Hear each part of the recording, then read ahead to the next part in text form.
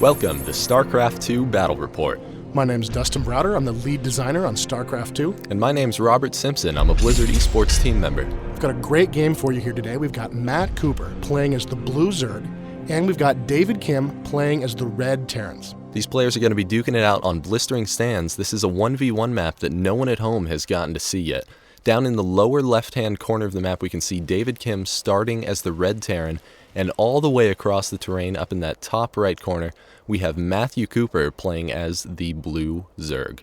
Yeah, so this map has a lot of special features on it that will really affect the course of gameplay, and there's a lot of new mechanics that are original and new to StarCraft II on this map. Now, coming down from the Zerg base, there's this narrow ramp here that players can use to defend their base. And from this ramp, you move into the first, what we call the natural expansion. This is a place where the Zerg player could easily create a new base and harvest some additional resources.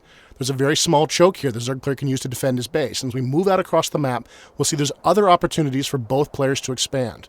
There's these rocks that are guarding this expansion. You need to destroy these rocks with weapon fire in order to get access to these yellow crystals, which are worth a lot more than the blue crystals that are in the players' bases.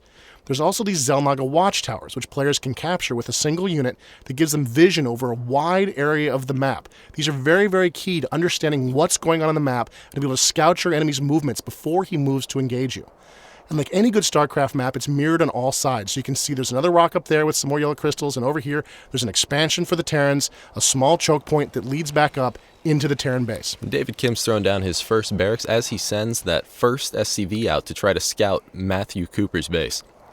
Yeah, and that SCV is going to move past it. It's going to see that Overlord flying overhead, so he knows the other player's playing as the Zerg at this point, and he's going to be able to move in and see what he can see inside the Zerg base. This first scout is very, very important. And here comes a drone moving down, trying to create a fast expansion. And here he goes. It's looking like that SCV is just going to miss that drone. We can see that Matt Cooper was saving up his minerals to try and get the fast expand down. And it looks like David Kim moves away. He doesn't see this expansion. And Matthew Cooper seizes the opportunity and places that natural expand. What a great move by the Zerg player. That SCV could totally have blocked that drone from making that hatchery. The hatchery cannot build where the SCV is standing. So the SCV could just hung out there and blocked that drone from making that hatchery. Instead, the drone sneaks off, hides in the back, and he's able to make the expansion, put the hatchery in play, and the SCV is reduced to just scouting around inside the Zerg base. And so David Kim is moving this SCV around, and it looks like Matt Cooper tries to throw down a spawning pool, but that SCV gets a little revenge by blocking it, delaying it for a few seconds. Matthew Cooper knows that he needs to get down that spawning pool to keep up, and there it goes. Yeah, that's exactly what he was hoping to do with the hatchery. He could have kept that hatchery occupied and off the board for a long time, but instead the hatchery has gone down, and now even the spawning pools go down, and that SCV is just reduced to scouting around inside the base. And now David Kim's base, he's just building like usual. And back over at that natural expanse, and David Kim is not giving up on harassing this natural. And there goes a bunker. What a great move by the Terran players, putting a bunker into position there. And you can see the drone is attacking the bunker, trying to attack the SCV to make sure that bunker doesn't go into position. If the Terran player can get any troops into that bunker, it could be a real problem for the Zerg player. Now, the Zerg player is not discouraged by this move. He's moving out an extra drone to give it just a little bit back up. He wants that hatchery to finish. It is imperative to his strategy to get that fast expand. And here comes the Terrans trying to reinforce that bunker. He's got another SCV, and his first Marine is moving across the map, trying to get to that bunker in time so he can really use that bunker to tear apart that hatchery and just cause all kinds of problems for the Zerg player. Like we can see that Matt Cooper's spawning pool just finished up, and there we can see 4 Zerglings being built. He's going to need those Zerglings to take down that bunker. Now you can see in the upper left-hand corner there, we've got our new overlays that show us what's going on the map. And you can see there are 4 Zerglings currently in production right now, and a Queen, which could be instrumental in protecting this Zerg base from this very aggressive move by the Terran player. And Matthew Cooper is going for Banelings as well. We saw him put down that extractor a little bit earlier. He now has some gas. He's getting those Banelings started. They deal absolutely enormous damage to ground units. And there, the one Marine has gotten into the bunker,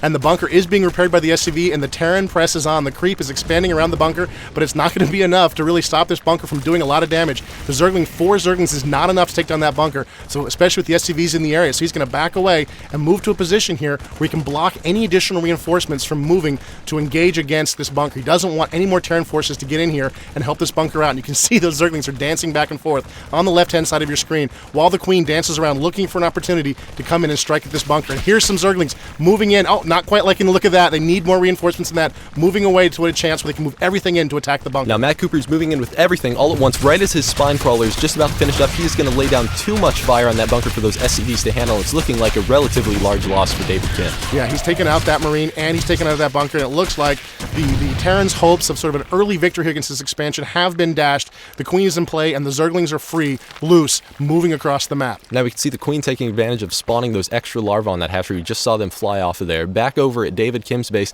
he has continued production as usual. He does have a second bunker down, and he's going for 2 tech labs in addition to the Merc compound. We could see some Reapers out here. Yeah, the Merc compound allows him to upgrade his Marines, but it also enables him to create Reapers, which is a small, fast, jump jet equipped infantry that can really... Oh, and here comes the Zerg trying to push in. The Terrans bring up a few SCVs as reinforcements, and the Marines manage to drive the Zerg back. The Terrans have managed to hold their choke against what might have been a very dangerous raid by the Zerg. That's right. That was too many Zerglings for just those 4 Marines to try to hold off. So we did bring up those SCVs as a little reinforcement. We do see a couple Banelings being morphed into play over here. Those Zerglings are able to evolve into Banelings, which are little guys that roll around and explode for tons of damage. Yeah, they do a lot of damage to small units like Reapers and like Marines. This could be a real threat to the Terran player, especially if he remains, get in that choke in an area that's small. Those Banelings can do a lot of damage. He doesn't see the Banelings. He doesn't know the threat he's in here. He's just dancing out, trying to push the Zerg back, and the Zerg are backing away a little bit, trying to get the Terrans to draw away so they can really use those Banelings and Zergling to just tear them to pieces. Now he's trying to keep all these units occupied while his Banelings get into position. Here he goes. It's looking like he's moving in, going to try to use those Banelings to deal some terrible damage on that Terran player. Oh, and he manages to avoid the SCV. What a great move by the Zerg player. He's moving in.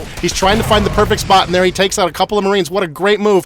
And it looks like the Marines are running for their lives now, trying to get away. He's got 1 Marine, 1 SCV on the run as he tries to get out. He's got 2 Reapers in the base, but it's looking very, very bad for the Terran player right now as the Zerg move in for what could be the kill. If those Banelings are able to get around into the SCVs, we could deal huge economic damage to David Kim, but it's not looking like they're going to be able to get there because he places his Marine perfect. We have a couple of the Reapers laying down some cover fire. Will that Baneling be able to take out both of those Reapers? No, only one of them goes down. He still has the Reaper and the Marine to defend. What a great move by the Terran player. He uses 1 Marine to block that position between those 2 barracks, and it prevented the Banelings from getting in and doing what they really wanted to do, which was get into the SCVs. They could have just done tons of damage to those SCVs, and instead, the Terran player gets away relatively free from that attack, and he's moved into a position here where he's not going to be able to do a lot. Now, the Zerg are moving their spine crawler up to defend their base, and it looks like he's preparing for what could be, what he's worried might be, a counterattack. At the same time, he is putting down a Roach Warren, which is going to allow him to put roaches on the battlefield while the Terrans continue to move out and try to keep these Zerg away from his base. Now, all these Zerglings here are just too many for a couple of those Marines in the SCV, so he brings the Reapers as backup. Will those Zerglings be able to surround the Reapers? No! One of those Reapers in the back only had 10 HP. Due to David Kim's